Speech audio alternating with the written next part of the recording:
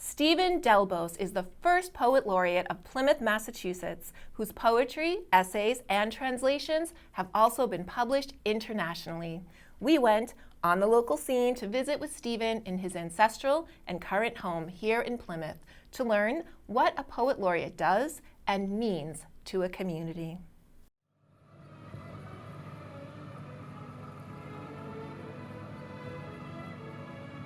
Growing up in downtown Plymouth definitely informed my artistic and literary sensibility. When I was young, the library was on North Street, the old library.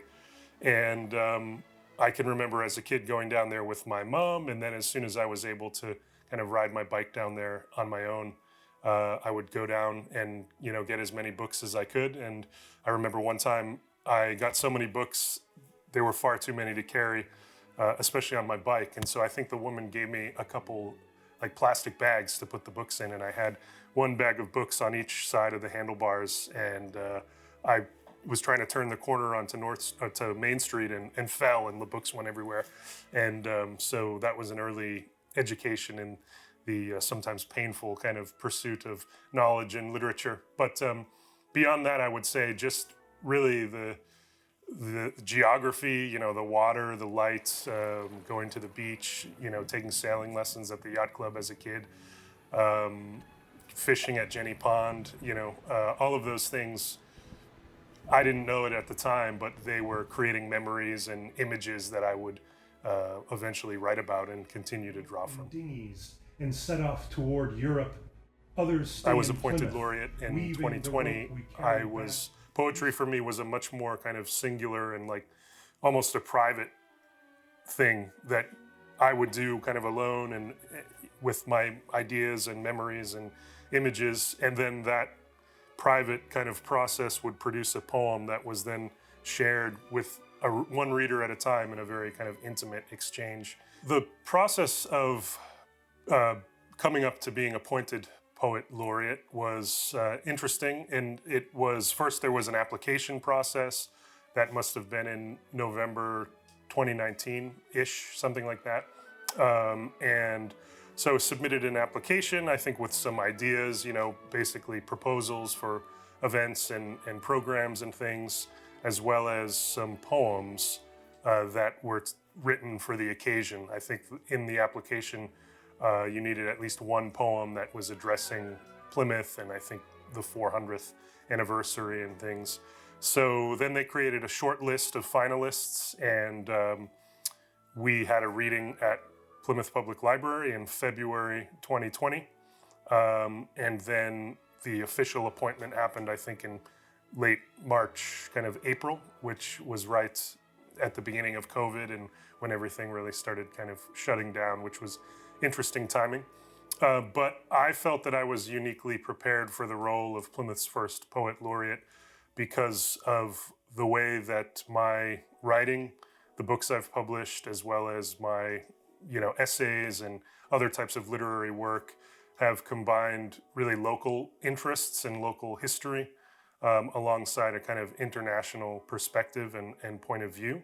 And so that's one thing I really focused on in writing poems for the 2020, for the 400th anniversary. I was really thinking about Plymouth as not just a destination for locals, but a kind of a place where people come and people also set out from. There's a really rich history of immigration in Plymouth, and it's always been a very international town.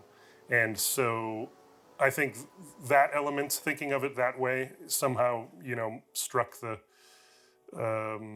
somehow appealed to the selection committee, I suppose. And with the laureateship, just having the opportunity to work with different people and different groups in the community to set up poetry readings, not just of my own work, but with other local poets and regional poets, and to have the opportunity to write poems about public events like whether it was 2020, the 400, or the Moby Mats at White Horse Beach that we had a dedication for over the summer.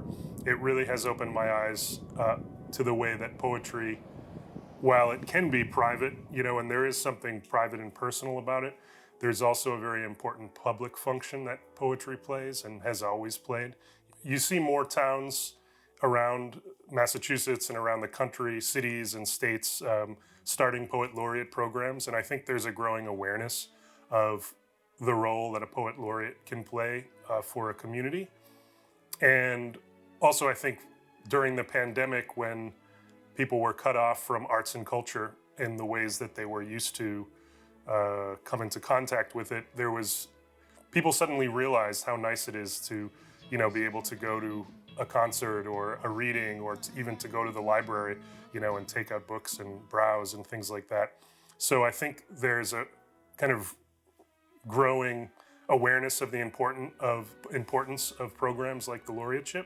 The poet laureate is, the way that I think of it, kind of representing the community to the world, but also representing poetry to the community. So one thing that I've tried to do is to bring poetry to people that might not pick up a book of poetry, to make poetry an active force in the community and bring it to public spaces that maybe aren't normally associated with poetry.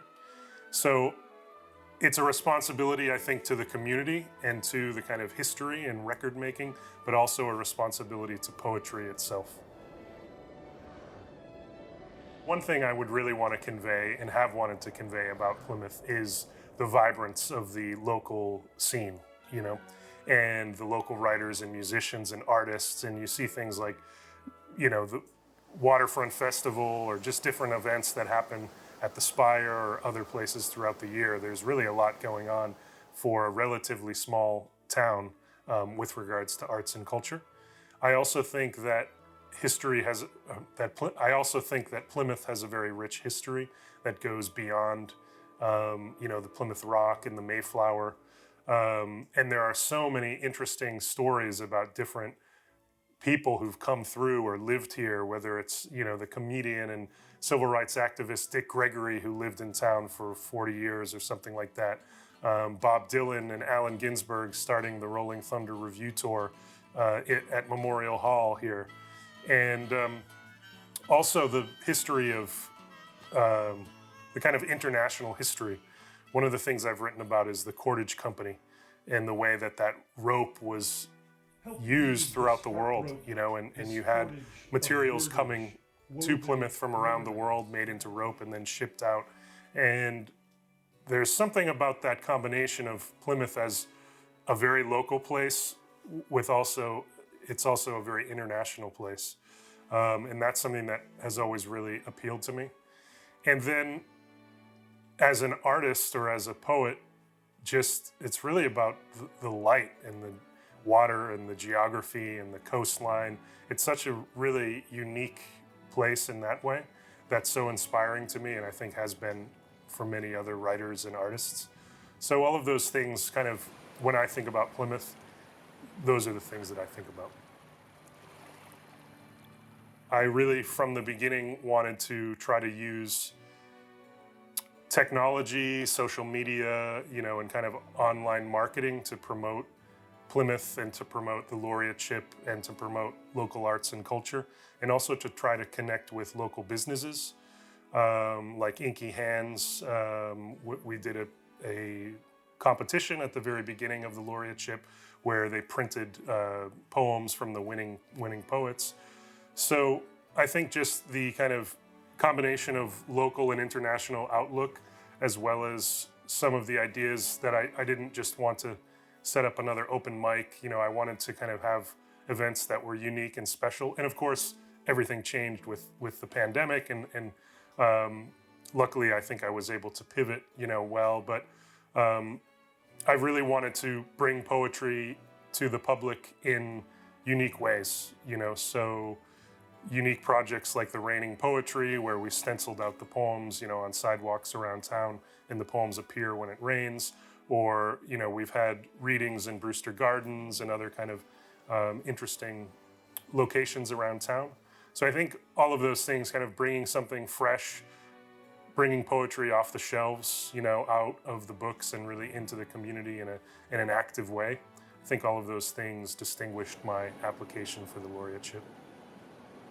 If I were to give advice to a future poet laureate, I would say to, try to cast as wide a net as possible. I think there are many great organizations in Plymouth and throughout Massachusetts, like the Plymouth Bay Cultural District and Mass Cultural Council. I've mentioned, working with Plymouth North and Plymouth South, with the Center for Active Living. There are so many organizations in town that are thrilled to offer any kind of cultural programming.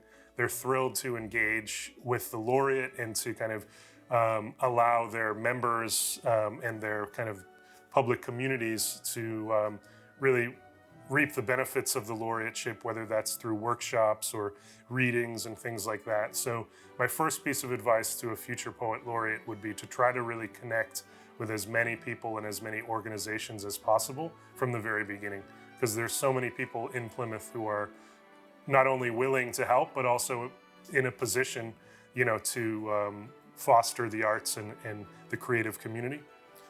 I would also give advice to a future poet laureate to try to write as many poems during their tenure as possible, and to try to really make an effort to document their Plymouth. I think over time it will be really interesting to see the different poems that different laureates have written about Plymouth, and everyone's own unique approach, to what catches their eye or what events are important during their tenure. So I think that's very important as well.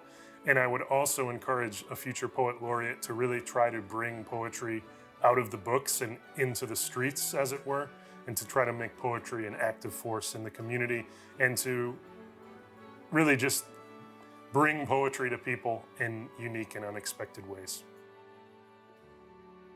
To see more from Stephan, visit stephandelbos.com.